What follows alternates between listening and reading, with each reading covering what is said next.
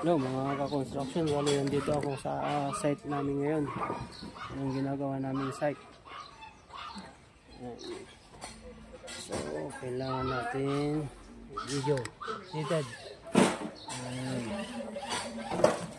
So, bali ito yung basement 3 na ginagawa. Hello.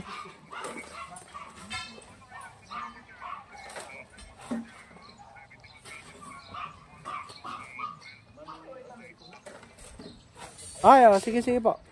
Kailan i-deliver?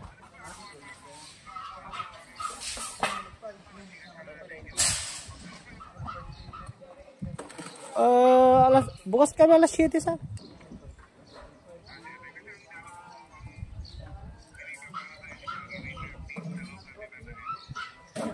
Anong oras, sir?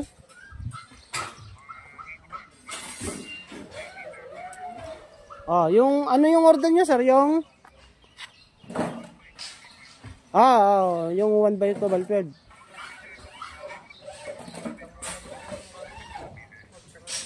Ay, yun mababa na kasi yun, sir eh. Kinon ko na sa'yo ng mababa yun.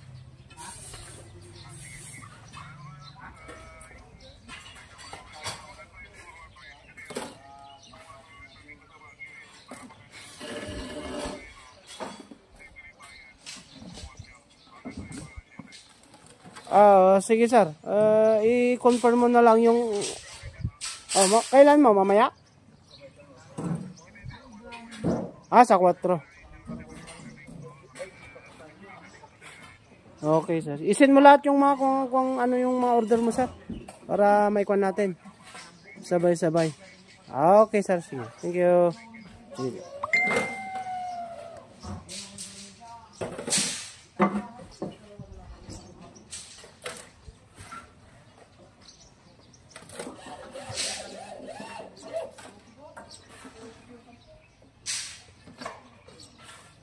Yan, ito,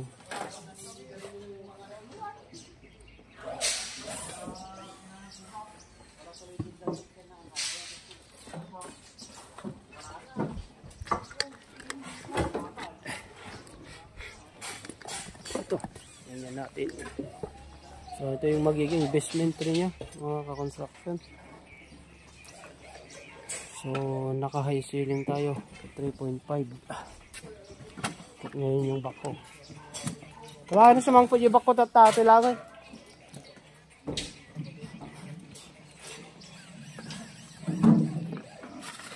Yan. So clearing natin yung lugar ng basement 3.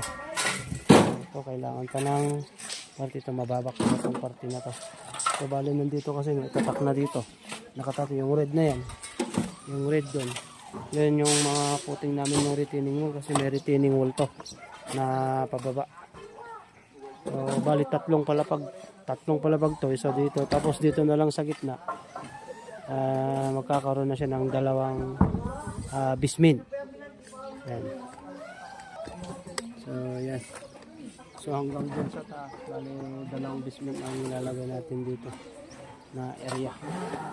So medyo marami-rami pa. Ayan yan mga construction.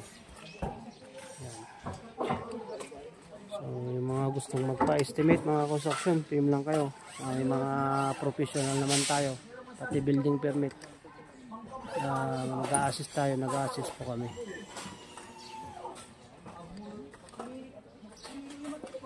Video na lang natin. Yan yung basement na gagawin namin hanggang dun sa taas. Ayan siya.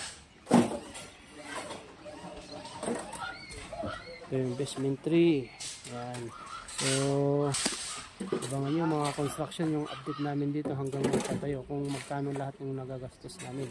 So ilalagay ko naman dito kung magkano lahat hanggang finish na ito mga construction. So structural mo lang tayo.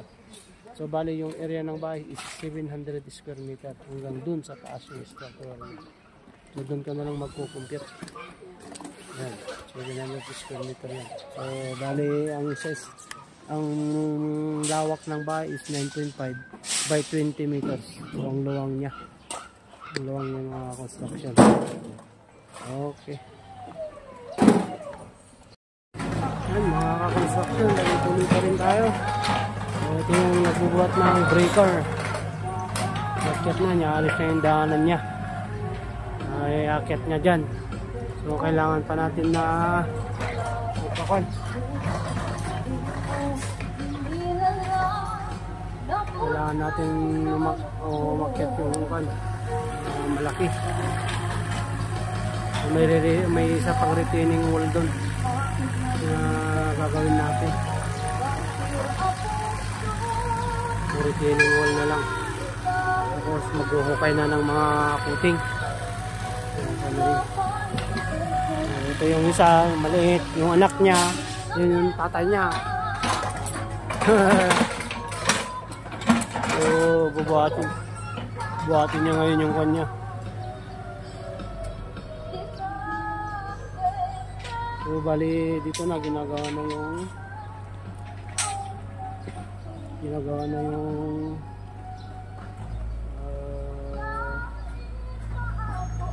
yung puting sa retaining wall. Yan, mga construction. Balikan yan mga construction. 20 mm yung nakalagay dyan.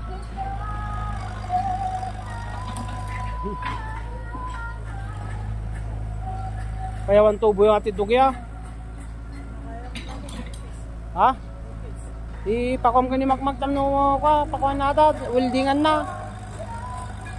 Bagam. Ni Makmak dadyang ato. Dito na rin yung mga columns niya. Mga construction, so 20 mm lahat to. Nakalagay. Ilalagay natin. So mayroon tayong line niya na extra bar niya na 25 mm.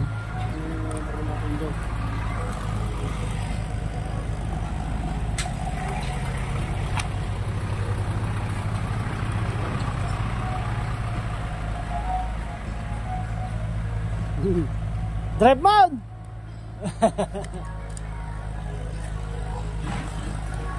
Yan, sakto lang. Kasyang-kasya yata sa kanya yan.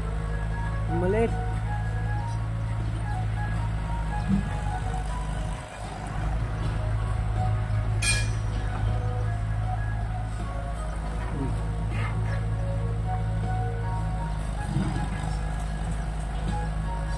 Kaya practice.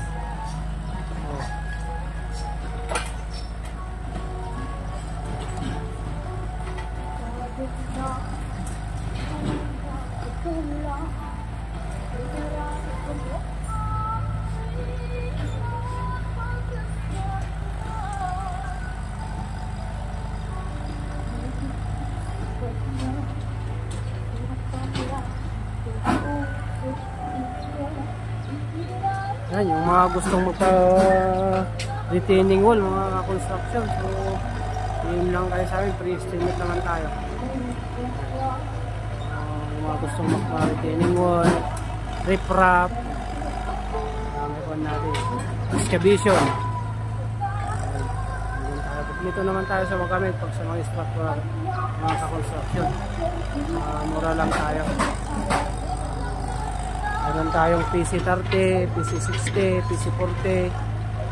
Gusto yung malalakas, malalaki para mas mabilis. Free naman yung quotation natin mga construction. Bali ito yung ginawa natin yung quotation. Kung natin yung retaining wall. So bali konto mga construction, 9 meters to yung lalim niya hanggang dito sa ibabaw niya. Napakalaking pundasyon yan, 3 meters yung pundasyon yan. Walang matibay na matibay. Ito, marami ng ilang bakho na ang dumadaan dito na kan.